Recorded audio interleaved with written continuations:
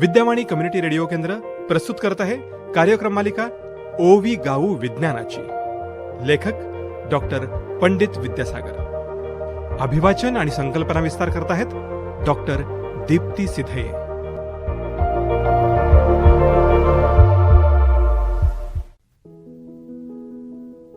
नमस्कार, माझं नाव डॉक्टर दीप्ती सिधये. मी विज्ञान शिकवते आणि विज्ञान प्रसाराचं कामही करते. या विज्ञान प्रसाराच्या अंतर्गत आपण विद्यावाणीवर एक अनोखा कार्यक्रम करत आहोत. SRTM युनिव्हर्सिटीचे माजी कुलगुरू आणि सावित्रीबाई फुले पुणे विद्यापीठातील माजी प्राध्यापक डॉक्टर पंडित विद्यासागर यांनी लिहिलेल्या ओवी गाऊ विज्ञानाची या पुस्तकाचा आस्वाद आपण घेणार आहोत.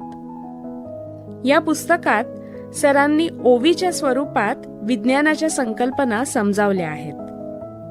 ओवी गाऊ विज्ञानाची या श्राव्य मालिकेत आज आपण ऐकणार आहोत आर्यभट्ट या भारतीय शास्त्रज्ञाविषयी. या शास्त्रज्ञाचा कालखंड होता इसवी सन 476 ते इसवी सन 550. खगोलशास्त्राची पहाट, भारतवर्षे आणि आर्यभट्ट, मोठा गणिती हा सुभट, संशोधनी मग्न राही, अभ्यासिले पृथ्वीचे चलन, म्हणे अक्षावरी संतुलन, करी त्या भोवती भ्रमण, अचूक निरीक्षण केले पै, काटकोन त्रिकोणाचे धर्म, कोन संबंधाचे जाणी मर्म, साइन कोष्टकाचे वर्म, त्याने प्रथम जाणिले, या विचारांची थोरवी, जाणून घ्यावी बरवी, सहस्त्र वर्षांनी गिरवी, पुन्हा आद्य संशोधक, केला प्रयोगांचा पुरस्कार, घेतला निरीक्षणांचा आधार, त्याने सिद्धांतांचे द्वार आपोआप उघडले, विविध यंत्रे बनविली, प्रयोगासाठी योजिली, मापनाची गुरुकिल्ली, त्यातुनी हाती येतसे, निरीक्षण केंद्र उभारिले, प्रमुख पद भूषविले, कुसुमपुरी वास्तव्य केले, नालंदासाठी योगदान. इसवी सनानंतर साधारणपणे 6व्या शतकामध्ये भारतात संशोधनाचं कार्य पुन्हा सुरू झालं. यातही खगोलशास्त्राविषयीचं संशोधन आघाडीवर होतं. भारतामध्ये या काळात गणित आणि आकाशातील ग्रहगोलांचं निरीक्षण यावर आधारित अनेक नवीन शोध लागले. विशेषतः गणितामध्ये पायथागोरस सारख्या शास्त्रज्ञांनी अभ्यासलेले त्रिकोणाचे गुणधर्म यांचा समावेश झालेला दिसतो. परंतु हा अभ्यास तेवढ्यावरच न थांबता त्याही पुढे जाऊन त्रिकोणाचे कोन आणि बाजू यांचा संबंध प्रस्थापित करणारी समीकरणे रचली गेली. या गणितज्ञांमध्ये आर्यभट्ट हे प्रमुख होते. त्यांनी काटकोन व त्रिकोणाच्या गुणधर्मांबरोबर पृथ्वीच्या भ्रमणाचंही निरीक्षण केलं. पृथ्वी अक्षावर कलली आहे हे त्यांचं निरीक्षण खूपच महत्वाचं ठरलं. आज वापरात असणारी साइन कोष्टकं त्यांनी अभ्यासली होती. त्यामुळे आर्यभट्ट हे भारतीय खगोलशास्त्रज्ञ आणि गणितींच्या परंपरेतील अध्वर्यू मानले जातात. त्यांचा कालखंड इसवी सन 476 ते 550 हा होता.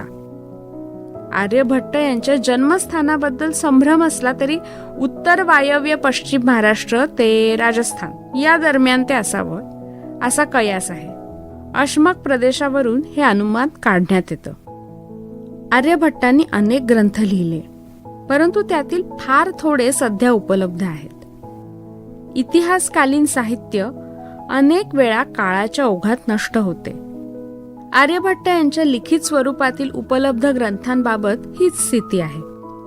उपलब्ध ग्रंथांमध्ये आर्यभट्टीय हा प्रमुख ग्रंथ आहे.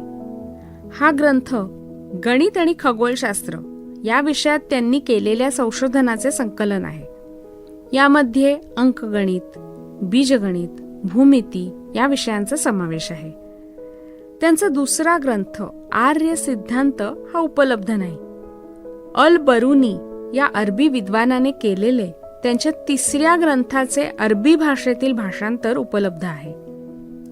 आर्यभट्टीय या ग्रंथाला आर्य शताष्ठा असे संबोधन वापरले जाते, कारण त्यात 108 पदं आहेत. यांची विभागणी गीतिकापाद, गणितपाद, कालक्रियापाद आणि गोलपाद या 4 भागात केलेली आढळते. त्यापैकी गीतिकापाद या ग्रंथात विशेष करून कालगणनेविषयी माहिती आणि चर्चा केलेली आहे. कालगणनेसाठी मन्वंतर आणि युग यांसारखी परिमाणे योजण्यात आली आहेत. 4,32,000 वर्षांनंतर मन्वंतर होतं अशी धारणा यामध्ये व्यक्त केली गेली आहे. भूमितीय संज्ञांचा उहापोहही यामध्ये आढळतो. विशेषतः साइन या भूमितीय संज्ञेची मूल्य त्यात दिलेली आहेत. गोलपाद या ग्रंथात ग्रह, तारे आणि नक्षत्रे यांचे प्रमाण, उदय, अस्त तसंच त्यांच्या कक्षा याविषयीचं संशोधन आहे. ग्रहणे आणि ग्रहणकाल यांची माहिती यामध्ये आहे.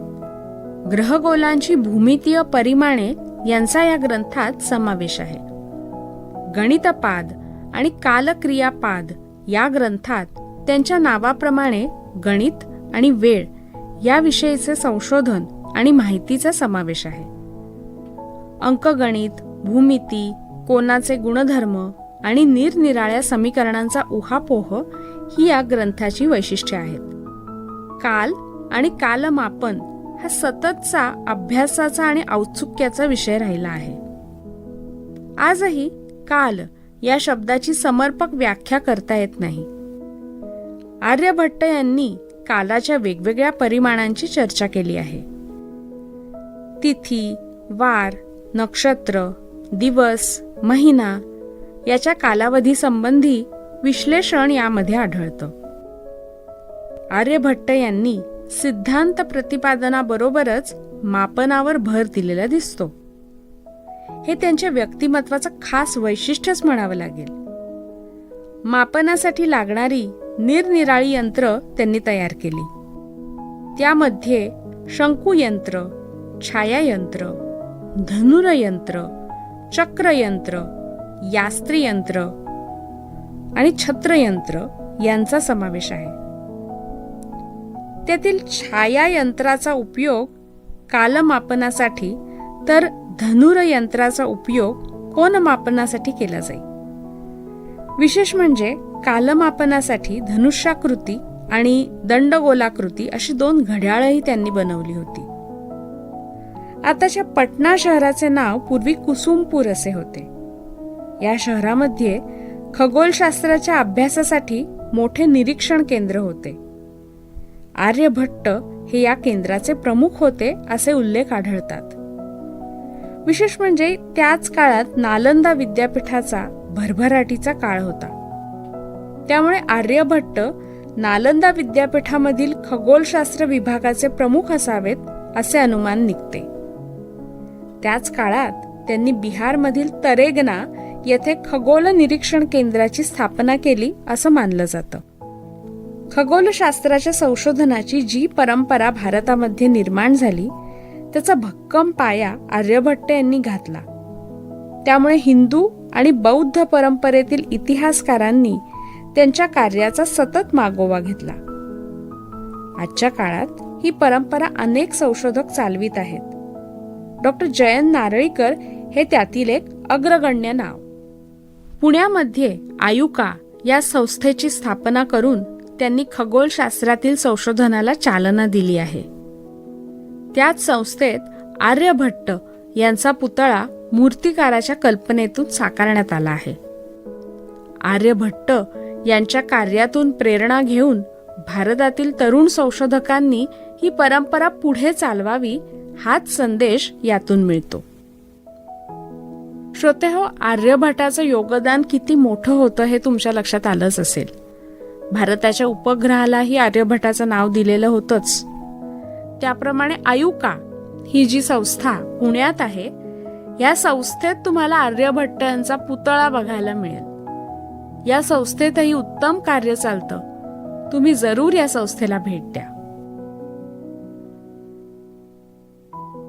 ओवी गाऊ विज्ञानाची या श्राव्य मालिकेत आर्यभट्ट यांच्याविषयीच्या ओव्या तसेच त्यांच्या कार्याशी संबंधित संकल्पनांचा विस्तार आपण आत्ता ऐकलात डॉक्टर दीप्ती सिधये यांच्या आवाजात. धन्यवाद.